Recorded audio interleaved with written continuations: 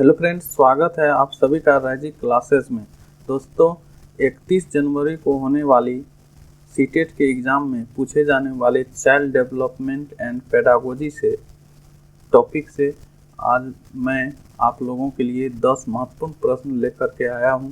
यदि आपको यह 10 क्वेश्चन अच्छा लगे तो हमें कमेंट कीजिएगा, तब मैं आप लोगों के लिए इसी तरह का और क्वेश्चन का सीरीज लेकर के आऊँगा। तो दोस्तों, इस सीरीज को शुरू करने से पहले जो फ्रेंड्स हमारे चैनल को सब्सक्राइब नहीं किए हैं वो कृपया करके चैनल को सब्सक्राइब कर ले और बेल आइकन को प्रेस कर दे, ताकि जब भी मैं लाइव आऊँ या वीडियो अपलोड करूँ तो आपको सबसे पहले नोटिफिकेशन प्राप्त हो जाएगा। जो फ्रेंड्स इस वीडियो को हमारे फेसबुक पेज पर देख रहे हैं वो कृपया करके पेज को लाइक फॉलो कर लें। दोस्तों, चलिए शुरू करते हैं आज का पहला क्वेश्चन से। तो आज का पहला क्वेश्चन है फ्रेंड्स कि पियाजे के अनुसार निम्नलिखित में से कौन सी अवस्था है जिसमें बच्चा अमूर्त संकल्पनाओं की विषय में तार्किक चिंतन करना प्रारंभ करता है।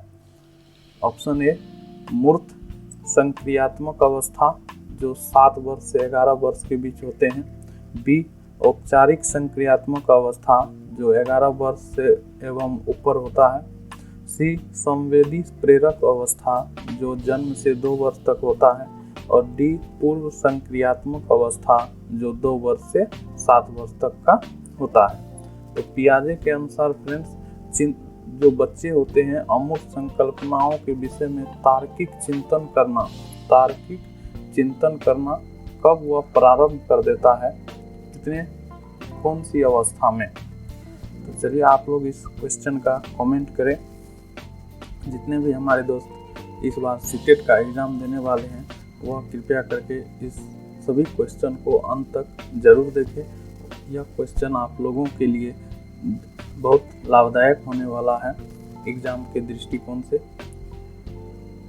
तो चलिए फ्रेंड्स, इसका राइट आंसर हो जाएगा ऑप्शन बी, औपचारिक संक्रियात्मक अवस्था जो है, जो 11 वर्ष एवं ऊपर की जो अवस्थाएं होती है वो उसमें जो है बच्चे तार्किक चिंतन करना प्रारंभ कर देता है। तो इसका राइट आंसर हो जाएगा ऑप्शन बी, औपचारिक संक्रियात्मक अवस्था।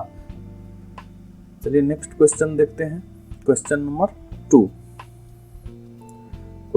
2 कहता है कि बच्चों में बौद्धिक विकास की 4 विशिष्ट अवस्थाओं की पहचान की गई। ऑप्शन ए, कोहलबर्ग द्वारा, एरिक्सन द्वारा, सी, स्किनर द्वारा और डी, पियाजे द्वारा।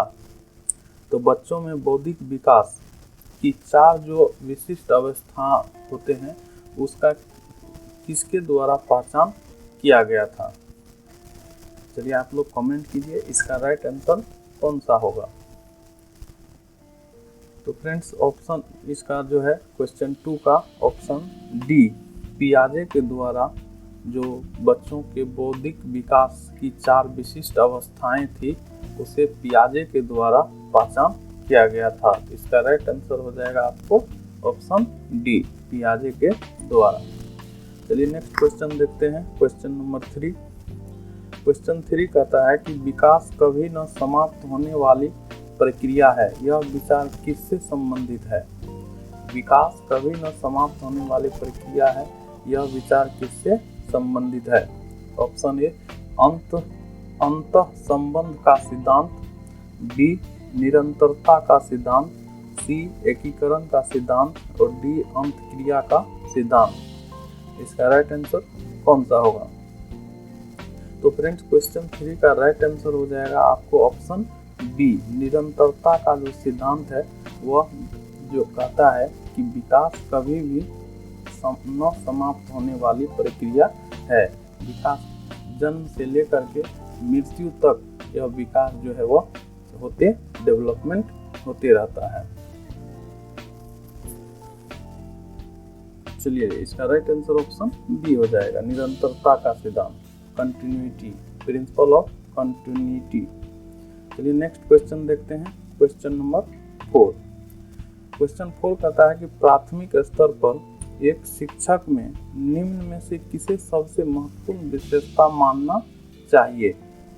ऑप्शन ए पढ़ाने की उत्सुकता, बी धैर्य और दृढ़ता, सी शिक्षण पद्धतियों और विषयों के ज्ञान में दक्षता, और डी अति मानक भाषा में पढ़ाने में दक्षता। तो एक प्राथमिक स्तर पर एक शिक्षक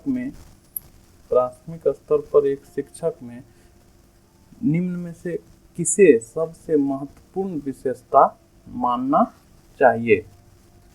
चलिए इसका राइट आंसर कौन सा होगा, कमेंट करें आप लोग। तो जितने भी फ्रेंड्स इस बार सीटेट का एग्ज़ाम देने वाले हैं, तो वे सभी इस वीडियो को अंत तक देखते रहें। बहुत इम्पोर्टेंट क्वेश्चन सब आगे दिया गया है। तो इसका राइट आंसर हो जाएगा फ्रेंड्स ऑप्शन, क्वेश्चन नंबर 4 का राइट आंसर हो जाएगा ऑप्शन बी धैर्य और दृढ़ता। ये बी नंबर जो है इसका करेक्ट आंसर हो जाएगा। तो एक शिक्षक को प्राथमिक स्तर पर धैर्य और दृढ़ता को महत्वपूर्ण विशेषता मानना चाहिए। नेक्स्ट क्वेश्चन देखते हैं, क्वेश्चन नंबर 5। क्वेश्चन 5 कहता है कि बच्चों का मूल्यांकन होना चाहिए। बच्चों का मूल्यांकन होना चाहिए। ए बोर्ड परीक्षा द्वारा, बी सतत एवं व्यापक मूल्यांकन द्वारा, सी गृह परीक्षा द्वारा, और डी लिखित एवं मौखिक परीक्षा द्वारा। एक बच्चों का मूल्यांकन फ्रेंड्स किस तरह से होना चाहिए? तो इसका राइट आंसर कौन सा होगा? तो क्वेश्चन 5 का फ्रेंड्स राइट आंसर हो जाएगा ऑप्शन बी सतत एवं व्यापक मूल्यांकन द्वारा बच्चों का मूल्यांकन किया जाना चाहिए। इसका राइट आंसर हो जाएगा आपका ऑप्शन बी सतत एवं व्यापक मूल्यांकन। तो जो फ्रेंड्स हमारे चैनल को सब्सक्राइब नहीं किए हैं वह कृपया करके हमारे चैनल को सब्सक्राइब कर बेल आइकन को प्रेस कर दें, और जो फ्रेंड्स इस वीडियो को हमारे फेसबुक पेज पर देख रहे हैं वह कृपया करके पेज को लाइक फॉलो भी कर लें। चलिए नेक्स्ट क्वेश्चन देखते हैं, क्वेश्चन नंबर 6। क्वेश्चन 6 कहता है कि बच्चे के लिए निःशुल्क एवं अनिवार्य शिक्षा का अधिकार अधिनियम कितने वर्ष के बच्चे के लिए लागू है? ऑप्शन ए 6 से 14 वर्ष तक के, बी 7 से 13, और सी 5 से 11, और डी 6 से 12 वर्ष। तो बच्चे के लिए जो निःशुल्क और अनिवार्य शिक्षा जो है फ्रेंड्स का जो अधिकार है अधिनियम कितने वर्ष के बच्चे के लिए यह लागू होता है? इसका राइट आंसर कौन सा होगा? बहुत इम्पोर्टेंट क्वेश्चन है, बीबीए क्वेश्चन है ये। कई बार एग्जाम में जो है यह पूछा जा चुका है इस क्वेश्चन को। तो इस क्वेश्चन को आप लोग याद रखिएगा कि क्वेश्चन सी का राइट आंसर हो जाएगा ऑप्शन ए, ऑप्शन ए इसका राइट आंसर हो जाएगा क्वेश्चन नंबर 6 का। 6 से 14 वर्ष के जो बीच के आयु के बच्चे होते हैं उसके लिए निःशुल्क और अनिवार्य शिक्षा का अधिकार अधिनियम है। इसके अंतर्गत बच्चों को पोशाक, किताब ये सब निःशुल्क विद्यालय द्वारा दिया जाता है।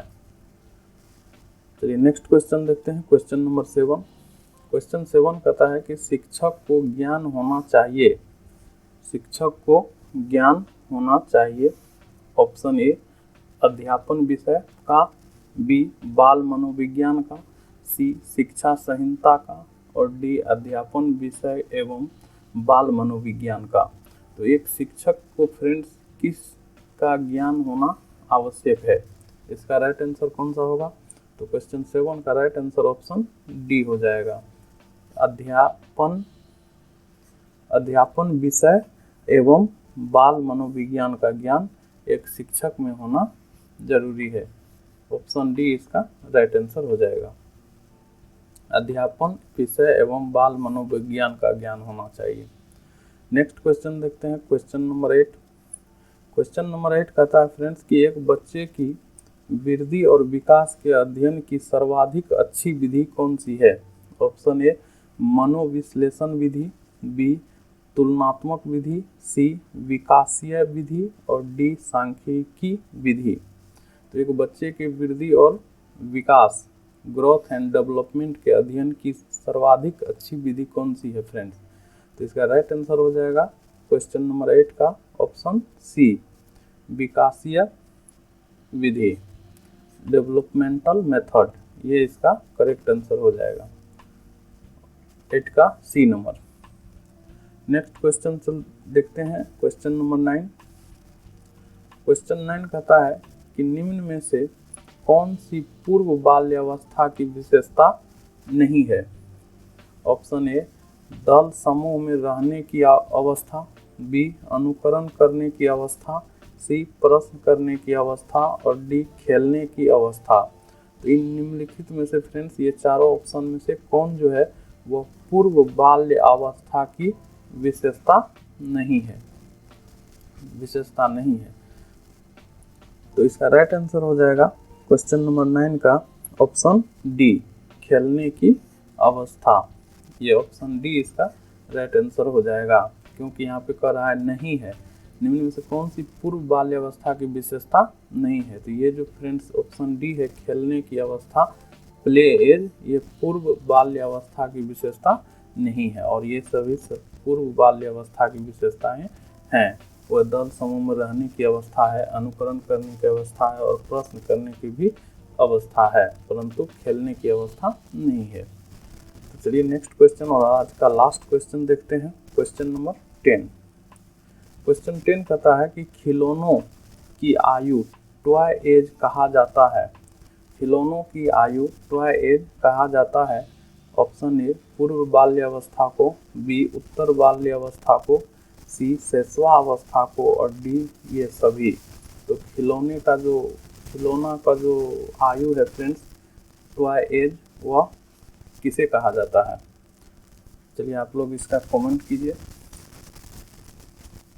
तो 10 का राइट आंसर हो जाएगा फ्रेंड्स ऑप्शन ए, पूर्व बाल्यावस्था को टॉय एज कहा जाता है, पूर्व बाल्य अवस्था को। इसका राइट आंसर ऑप्शन ए हो जाएगा। तो दोस्तों ये 10 क्वेश्चन आप लोगों को कैसा लगा। यदि आप लोगों के लिए यूजफुल है तो आप हमें कमेंट कीजिए, तो मैं आप लोगों के लिए इसी तरह का और क्वेश्चंस का सेट बना करके लाऊंगा। जो फ्रेंड्स इस वीडियो को अभी तक देख रहे हैं वो कृपया करके इस वीडियो को अपने दोस्तों में भी शेयर कर दें, और हमारे चैनल को अभी तक सब्सक्राइब नहीं किए हैं तो चैनल को सब्सक्राइब कर बेल आइकन को प्रेस कर दें। और जो फ्रेंड्स इस वीडियो को फेसबुक पेज पर अभी तक देख रहे हैं या बाद में देखेंगे, वो कृपया करके हमारे फेसबुक पेज को लाइक फॉलो कर लें। मिलते हैं फिर नेक्स्ट पार्ट में, तब तक के लिए धन्यवाद। जय हिंद।